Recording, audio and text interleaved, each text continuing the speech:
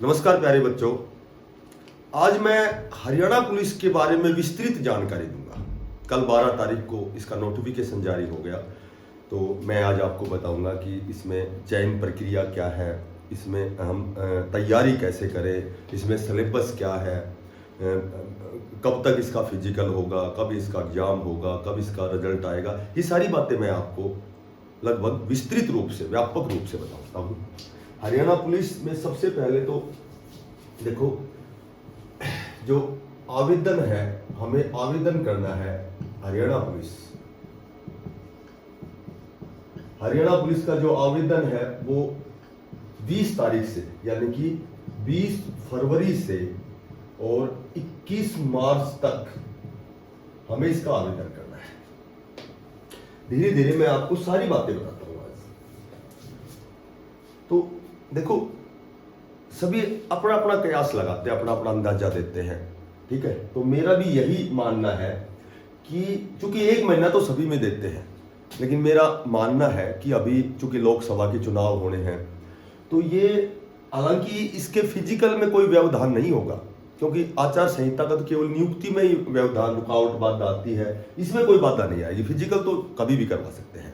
But जहां तक मेरा मानना है कि जो हरियाणा पुलिस का कल नोटिफिकेशन निकाला है, ठीक है, आवेदन करने हैं, हमें फॉर्म अप्लाई करने हैं, बट मेरे ख्याल से ये भर्ती एक सीईटी होने के बाद तक जाएगी। नए जो बच्चे हैं उनको भी इंक्लूड किया जाएगा। एक सीईटी का पेपर और होगा अनिवार्य रूप से, जहां तक मेरा ही मानना है। तो उसके बाद में ही ये भर्ती प्रक्रिया पूरी होगी। उससे पहले ये आवेदन करवाएंगे, फिर एक बार फिर री-ऐड करेंगे। सीईटी का पेपर होगा, सीईटी का स्कोर होगा। तो एक तो सबसे पहली बात तो ये है कि जितने भी सीईटी पास कैंडिडेट हैं, सीईटी पास जितने भी पास हैं, टोटल अप्लाई करेंगे, टोटल कैंडिडेट अप्लाई करेंगे। एक बार ऐसा भी हुआ था कि भाई कि इसको हरियाणा पुलिस को सीईटी से बाहर कर दिया जाए, जैसे डी ग्रुप का एग्जाम हुआ था। लेकिन अब इन्होंने ये फॉर्म निकाल दिए हैं, ठीक है, इनका नोटिफिकेशन निकाल दिया है। तो अब इनकी मंशा ये है कि पहले सीईटी करवाएंगे, उसके बाद और बच्चों को इसमें शामिल करेंगे, उसके बाद ये भर्ती होगी। चलो, जो भी भविष्य के गर्भ में है, जो भी होना है वो तो होना है। फिलहाल तो मैं आपको सारी जानकारी देता हूँ इसकी, हरियाणा पुलिस की। तो जितने भी सीईटी पास कैंडिडेट हैं, सभी इसको फॉर्म को अप्लाई करेंगे। एक बात। दूसरी बात यह है कि एज में जो छूट दी गई है, एज कितनी एज तक बढ़ सकता है, तो एज का जो रिलैक्सेशन है वो जर्नल में पहले 18 से 25 होता था, लेकिन इन्होंने 3 साल की छूट दे करके अब जर्नल का कैंडिडेट 18 से 28 तक बढ़ सकता, अप्लाई कर सकता है। और वो है 1 फरवरी 2024 तक। वो 28 साल से ऊपर नहीं होना चाहिए। 28 तक, 18 से 28 तक ये छूट है 3 साल की, और वो 28 वर्ष का 1 फरवरी 2024 तक 28 वर्ष का होना चाहिए।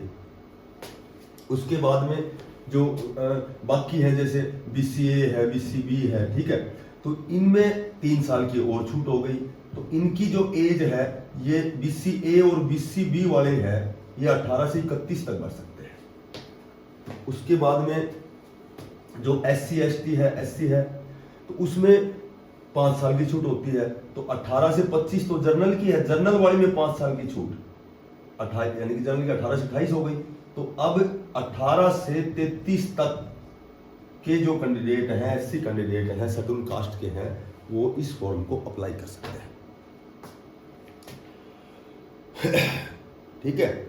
और ये जो भर्ती है, मेरा विश्वास करना, ये डी ग्रुप की ज्वाइनिंग, सी ग्रुप की ज्वाइनिंग, जो टीजीटी है, जो 7400 वैकेंसी है, ठीक है, और एक 56-57 वाला जो ग्रुप वाले जो अभी कोर्ट में केस चल रहा है, ये भी इसका समाधान मैं बताऊंगा आपको। उसके बाद ही भर्ती होनी संभव है। इसके बाद में एक, इसमें सबसे पहले आपका फिजिकल टेस्ट होगा, फिजिकल होगा, पीएमटी बोलते हैं जिसको, फिजिकल मेजरमेंट टेस्ट बोलते हैं। तो ये फिजिकल टेस्ट होगा। फिजिकल में भी यदि ये सीईटी के बाद करते हैं तो ये जून जुलाई अगस्त तक जाएगा, ठीक है। और यदि इसी भर्ती को जल्दी से निपटाते हैं तो फिर फिजिकल संभवतः बहुत जल्दी 1-1.5 महीने में आने वाला है। तो फिजिकल में विशेष क्या है कि वो पहले वाला है फिजिकल, तो जैसे पुरुष और भाई महिलाएं। अब चूंकि मैंने सभी को पता है इतनी तो कि ये वैकेंसियाँ 6000 वैकेंसी है, ठीक है, 6000 वैकेंसी है। 6000 में से 5000 मेल की है, पुरुष हैं, और 1000 फीमेल है।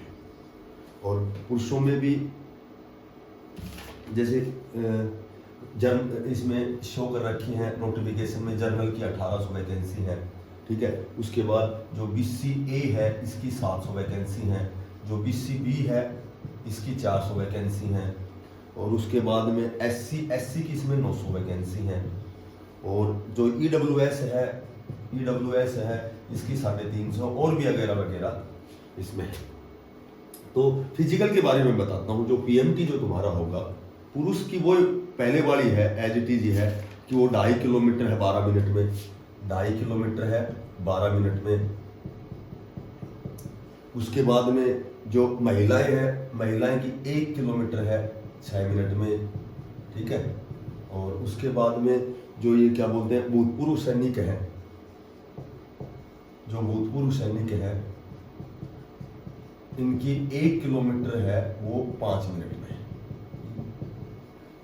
तो ये रेस का हो गया। हाइट में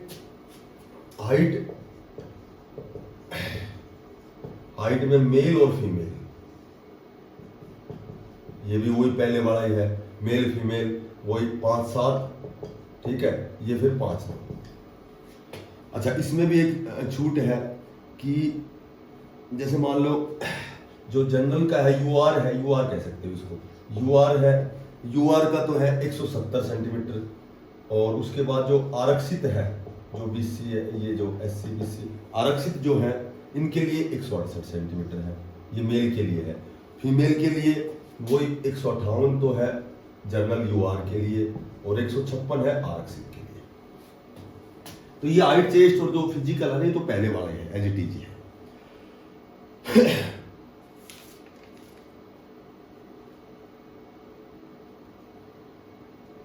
ठीक है। अच्छा, अब इसकी जो चयन प्रक्रिया कैसे होगी कि CET पास होने के बाद इसमें कोई भी ये नहीं कि 4 गुना 5 गुना ना, जो भी CET पास है सभी इसको अप्लाई करेंगे। अब वही क्वालिफिकेशन तो वही है 10+2 पास होना चाहिए, ठीक है। अच्छा, ये तो सभी को ही पता है। मोटी बात इसमें क्या है कि क्वेश्चन तो वही 100 आएंगे। अच्छा, अब ये 94.5 नंबर का होगा, वही जैसे डी ग्रुप में भी ऐसे ही था, ठीक है, कि भाई जैसे 4 ऑप्शन, यदि 4 ऑप्शनों में से नहीं मिलता है तो हमें वो भरना अनिवार्य है, नहीं तो नेगेटिव मार्किंग है। यदि आप भरोगे, सारे कॉलम भरोगे तो नेगेटिव मार्किंग, कोई नेगेटिव मार्किंग नहीं। 94.5 मार्क्स का कैसे है, जो सोशल इकोनॉमी के तो 2.5 नंबर है, ठीक है, सोशल इकोनॉमी के तो 2.5 नंबर है। उसके बाद में जो 3 नंबर हैं वो NCC के हैं, हरियाणा पुलिस में 3 नंबर NCC के हैं। बाकी कोई भी जो हायर एजुकेशन है उसके कोई नंबर नहीं है भाई। जैसे किसी ने हायर क्वालिफिकेशन कर रखी है तो उसके कोई एक्स्ट्रा कोई वेटेज नहीं मिलेगा, एक्स्ट्रा वेटेज हायर क्वालिफिकेशन वालों को कुछ नहीं मिलेगा। तो ये टोटल इस तरह से इनको 100 नंबरों में डिवाइड किया गया है। अब वही है मैथ, ये मैं क्वेश्चन बताता हूं कि यहां मैं लिखता हूं क्वेश्चन। मैथ जो है, मैथ 15 क्वेश्चन आएंगे, ठीक है। उसके बाद जो रीजनिंग के हैं, रीजनिंग के 10 क्वेश्चन आएंगे। उसके बाद जो चूंकि सिलेबस में दिखाते नहीं हिंदी और इंग्लिश, बाकी हिंदी इंग्लिश के 15 क्वेश्चन आएंगे, दोनों को मिला के। हो सकता है 10-5 हो जाए, 8-7 हो जाए, ठीक है। पिछली बार इंग्लिश के जैसे 5 क्वेश्चन थे, ऐसे मतलब क्वेश्चनों का डिवाइडेशन कैसे भी हो सकता है, लेकिन इन दोनों का 15 नंबर क्वेश्चन दिखा रखे हैं। उसके बाद जो साइंस है, साइंस 10 क्वेश्चन आएंगे। उसके बाद जो कंप्यूटर है, कंप्यूटर भी 10 क्वेश्चन आएंगे।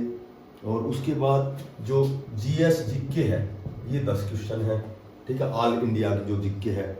उसके बाद जो करंट अफेयर्स है। मैंने पहले बताया था कि आजकल हर एग्जाम में करंट अफेयर्स का ज़्यादा रोल होता है। ये करंट अफेयर्स जो है ये भी 10 क्वेश्चन है, और जो हरियाणा की जीके है, ये 20 क्वेश्चन है।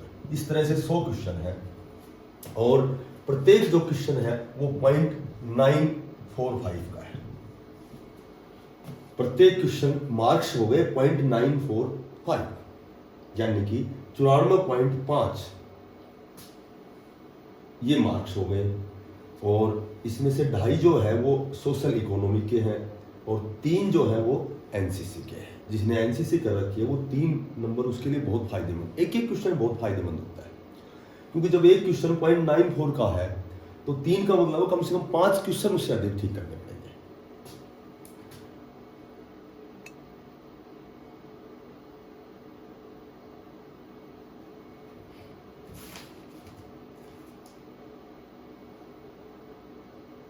अच्छा, अब थोड़ा सा मैं इसके बारे में बताता हूँ कि आपको तैयारी कैसे करनी है, हरियाणा पुलिस की तैयारी आपको कैसे करनी है। देखो, हरियाणा पुलिस की तैयारी कैसे करें।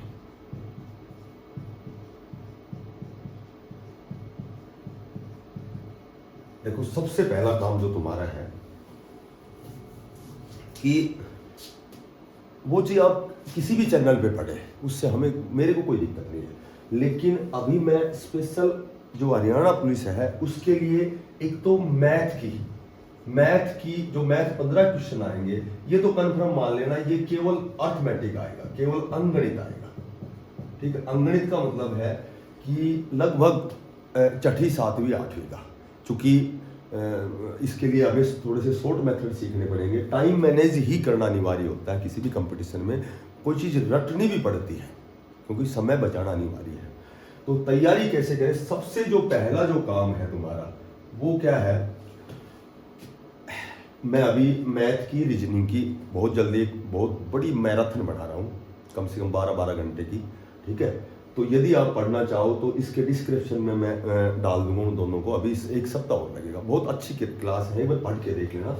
और पढ़ना अनिवार्य है, नहीं पढ़ो कहीं भी, लेकिन आप तैयारी कैसे करनी है आपको, सबसे जो पहला काम है तुम्हें वीकली टाइम टेबल बनाना है, और कोशिश करो कि हर सब्जेक्ट पे, ये नहीं कि पहले मैं मैथ तैयार करता हूं फिर मैं ये नहीं, वो ऑल ओवर सब्जेक्ट को जो समय दो, मात्र 20 मिनट। देखो, 16 घंटा पढ़ता है, 24 घंटा, ऐसा कुछ नहीं होता। यदि आप नियमित रूप से 3-4 घंटे भी पढ़ रहे हो तो बहुत ज़्यादा पढ़ रहे हो। कभी आप 1 घंटा पढ़ के देखना, कंसंट्रेट होकर 1 घंटा पढ़ के देखना कैसे पढ़ा जाता है। पढ़ेंगे, कभी मैसेज आ गया, फ़ोन चेक करेंगे, कभी फ़ोन चलाया, कभी कोई काम आ गया, कभी कुछ हो गया।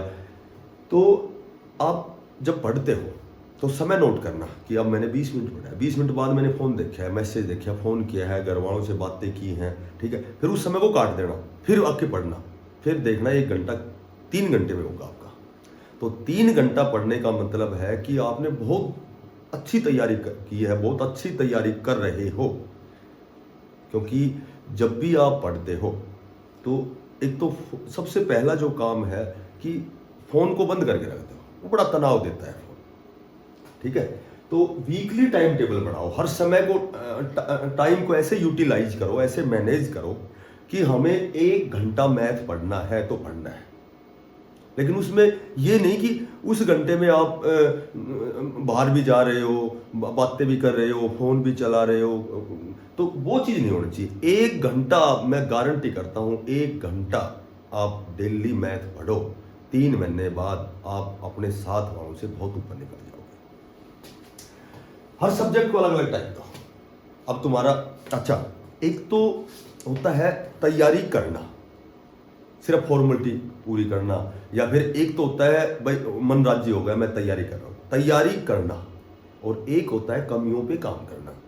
जब तुम्हारी बहुत अच्छी तैयारी हो गई, बहुत से बच्चे बेचारे बेरोजगार हैं, कई सालों से तैयारी कर रहे हैं, ठीक है, तो एक तो होता है तैयारी करना, और एक होता है कि उन कमियों पर काम करना कि उस एग्जाम में तुम 2 नंबर से रह गए तो उसमें तुम्हारा क्या गलत हुआ। कई बार हम क्या करते हैं कि रीजनिंग है, नॉर्मल सब्जेक्ट है। कई बार सोचते हैं भाई 10 आजमा पड़े तो 10 में से 10 ठीक हो गए, अगली बार तुम उस पर ध्यान नहीं देते, अगली बार उसमें 6 रह जाते हैं। तो असफलता का जो मेजर रीजन है, जो मुख्य कारण है, वो कारण यही है कि हम जो चीज़ हमें आती है या हमने अच्छा स्कोर कर लिया, तो हम क्या करते हैं, जब अच्छा स्कोर कर लिया तो उस चीज़ को हम छोड़ देते हैं। जबकि तैयारी क्या होती है कि हर सब्जेक्ट को बराबर ध्यान देना और तैयारी के बाद उन कमियों पर काम करना। उन कमियों पर काम करो कि तुम्हारी कमी कहाँ रह गई, कहाँ स्कोर नहीं किया तुमने, और जहाँ स्कोर किया है उस पर भी ध्यान दो। क्योंकि उसको छोड़ दोगे तो वो जैसे मान लो पिछली बार जो सीईटी था उसमें एक बच्चा मिला, उसको हिंदी में 10 में से 10 नंबर मिले, 10 क्वेश्चन ठीक हो गए उसके। अब की बार उसके 6 रह गए। तो मैंने उसको यही कहा, बेटा जिसमें आपने अच्छा स्कोर किया है उसको छोड़ो मत, उसको तो कंटिन्यू, उसका तो रिवीजन करते रहो वीकली।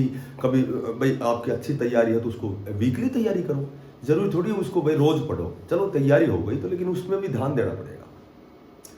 तो वीकली टाइम टेबल बनाओ, ठीक है। दूसरी बात है कि अपनी जो आदत में शुमार करो, जो करंट है, करंट अफेयर्स है, इसके लिए तुम्हें एक डायरी लेनी है या एक छोटा सा रजिस्टर ले लो, 10 रुपए का छोटा सा ले लो। उस पर रोज ये नियम बनाओ कि हमें कोई पत्रिका अखबार नियमित रूप से उसी अखबार को पढ़ना है, उसका संपादकीय लेख पढ़ना है, उसमें करंट बातें पढ़नी है। या फिर ऐसे भी कर सकते हो कि शाम रोज कहीं भी हो, तुम बाहर कहीं भी जा रहे हो, लेकिन जो 7 से 8 बजे तक हमें 1 घंटा समाचार देखना है और केवल सुनना नहीं है, उसको डायरी में या जो भी तुमने करंट के लिए बना रखी है, कॉपी है, रजिस्टर है, उसमें नोट करना है। ये नियम बना लो, कन्फर्म नियम बना लो। तो जरूर नहीं कि हरियाणा पुलिस में ही काम आएगा, वो आगे बहुत बड़े लेवल के एग्जाम तक जाओगे। यदि छोटी जब नौकरी, वो किसी ने कहा है कि जब आपका टारगेट पूरा हो जाए, यदि आप एक सफल इंसान बनना चाहते हो, तो जब भी आपको कोई लक्ष्य प्राप्त हो जाए तो तुम्हारी नज़र हमेशा दूसरे लक्ष्य पे चली जानी चाहिए। तो जब छोटे एग्जाम फाइट करोगे, जब नौकरी लगोगे, तो फिर बड़े का प्रयास करो।